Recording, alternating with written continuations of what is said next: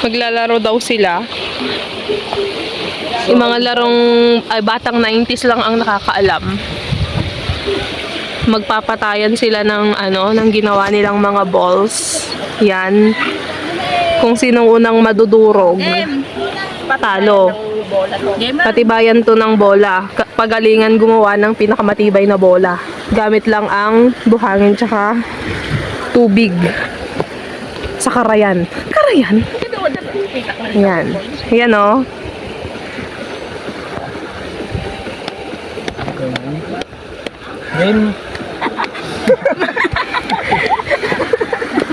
Ayan sila guys. Game mo! Akin umununa. Pagaya mo niya, talang? Oo. Kasi ang nga, basta. Uy! Talo! Paglabanan nyo kayo ni Marlene din. Basta lang na yung kasama tinag mo. So, talo na siya guys. Madalo ang aking bola, guys. Marlene, dumatawad!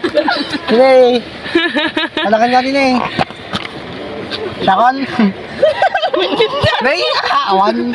Natabkarado. Duwa kami pa ay. Sika muna na. Kasi lang na eh. Tapos kayo tinag nyo. Siya muna.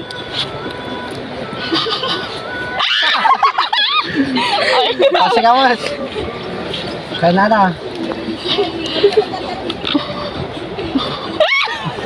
O, nabiyag kami pa ay. Si kami. O, siya mampong! Buong ata kanya, Leia. Nabiyag pa ay. O, Siya mo. namaayon mas ko! Abay, takas niya. Nabiyag pa ay, tanga! Ngayon si ka. Wala na eh. Tiping na liwan na yung mga bakon. Lang tayo repair ko.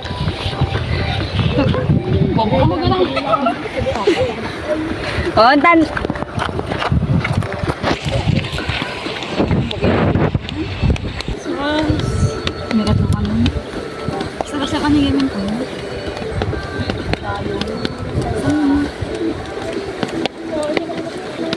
Ito yung ating defending champion guys na bola. Muli nitong papatunayan ang kanyang powers. Kalaban niya yon. Yan. Siyempre, kalaban niya rin to. Yan. Binibilog-bilog ng kanyang amo. Gaburak pa lang. Para mas lalong tumangkin. Mga pinsan ko nga pala sila guys. Siyempre, ayun din. Fresh from the tubig.